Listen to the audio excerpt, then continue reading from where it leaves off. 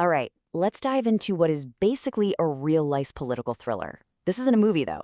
This is the story of the 40 years of tension, of shaky compromises, and these passionate moral crusades that ultimately lit the fuse to the American Civil War. I mean, really think about that for a second. What does it actually take to break a country? It's a huge question, right? And the story of the United States in the first half of the 19th century, well, it gives us a powerful and honestly, a pretty terrifying answer. We're going to see exactly how a nation can be pulled apart, literally at the seams, one single thread at a time. Okay, so to really get a handle on this whole conflict, you have to understand something crucial. Before the war, America wasn't really one unified country. It was more like three distinct regions, each with its own personality, its own economy. You had the North, the South, and the West. And this really shows you the heart of the problem. You've got the industrial North on one side. Its economy is all about manufacturing, cities, factories humming along. But then you have the agrarian South, and it is a completely different world. Its entire way of life, its whole economy, was built on large-scale farming. And that system, they argued, was completely dependent on the labor of enslaved people. It was basically two different countries living under one flag.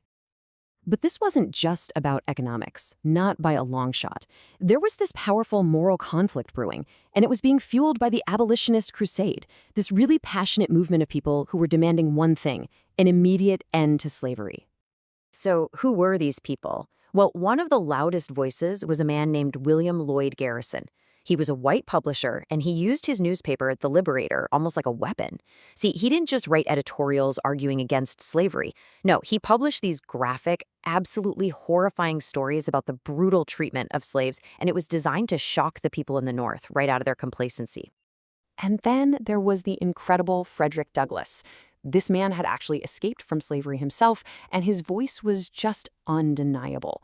His speeches were so powerful, and he didn't just fight for the rights of African Americans, but for women, for Native Americans, for immigrants.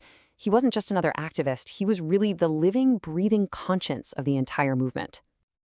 And the movement had some really surprising voices, too. I'm talking about the Grimke sisters, Sarah and Angelina. Now get this, they were Southern women who grew up on a plantation. They saw the evils of slavery with their own eyes. And they made this incredible decision to leave the South and travel all over the North, lecturing about what they had witnessed. I mean, can you imagine how powerful that was? A truly irrefutable insider's account. So, with these deep divides, economic on one side, moral on the other, the fight starts to move. It's not just in newspapers anymore, it's heading straight for the political arena. And the country is facing this huge, monumental question. How do you deal with slavery expanding into new territories without the whole nation just tearing itself apart? And this right here shows you just how precarious the situation was. The country was sitting on a knife's edge. You had 11 free states and 11 slave states. Why does that matter? Because it meant the U.S. Senate was perfectly balanced, 50-50. Neither side had the upper hand. But then, Missouri applies to become a state. And since slavery was already happening there, it threatened to completely shatter that delicate balance of power. So Congress scrambles and comes up with what is essentially a temporary patch. It's called the Missouri Compromise of 1820. Here's how it worked. Maine comes in as a free state, and Missouri comes in as a slave state. Boom, balance restored. Then they draw this line across the rest of the Louisiana Purchase territory and say, no slavery north of this line. And you know what? It worked. For a while. But it didn't solve the root problem. All it did was kick the can down the road, basically setting another ticking time bomb for the future.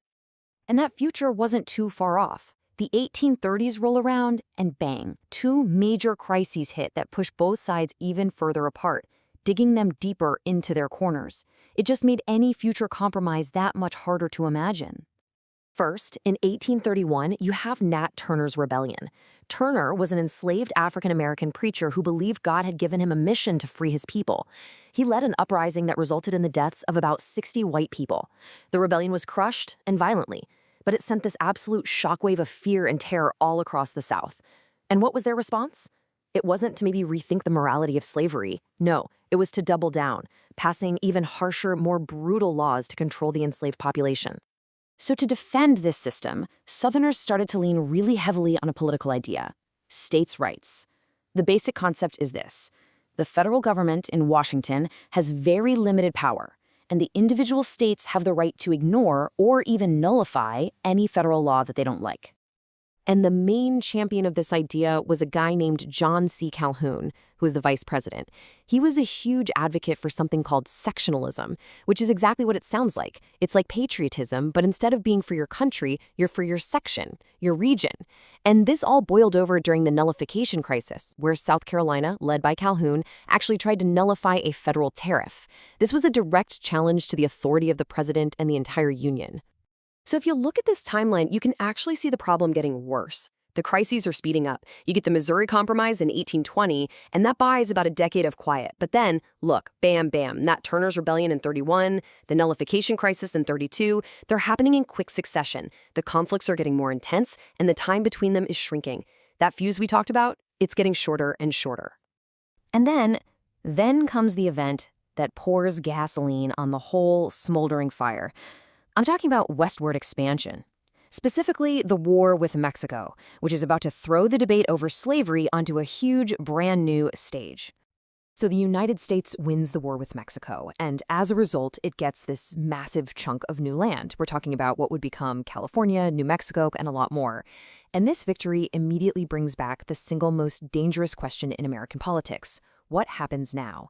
Is this new land going to be free, or is slavery going to be allowed there? The anti-slavery folks in Congress tried to shut the debate down right away. They proposed something called the Wilmot Proviso, which would have banned slavery in all the territory won from Mexico. Simple, right? Well, it failed. It didn't pass. So now the nation was bigger than ever, but its biggest, most divisive problem was just sitting there, completely unresolved. All right, so we're at 1850 now, and things are at a breaking point. The survival of the country is genuinely at risk. So in one last, desperate, last-ditch effort, Congress manages to cobble together one final, massive, and frankly, super complicated compromise to try and hold the Union together. And what they came up with was the Compromise of 1850. It was actually a bundle of 5 different laws. Here's the gist. California gets to be a free state. That's a big win for the North. The new territories, like New Mexico, would let the voters there decide for themselves. But, and this is a huge but, it also included a much stricter Fugitive Slave Act. This law meant that every citizen, even in the free North, was legally required to help capture escaped slaves. As you can imagine, this absolutely outraged the North. It was a deal designed to give both sides something they wanted, but it also forced both sides to swallow something they truly hated. And for just a moment, it actually seemed like it worked. You could almost hear a collective sigh of relief across the whole country. A lot of people really welcomed this deal, hoping, praying that it had finally settled the slavery question and saved the nation. But that peace, it was only for a decade. It was fragile and it was temporary.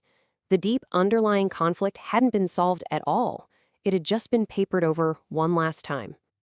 And that leaves us with one final, very sobering thought. After 40 years of escalating crises, of temporary fixes, and of kicking the can down the road, the nation had finally run out of room to compromise. So, the question is, when compromise finally fails, what comes next?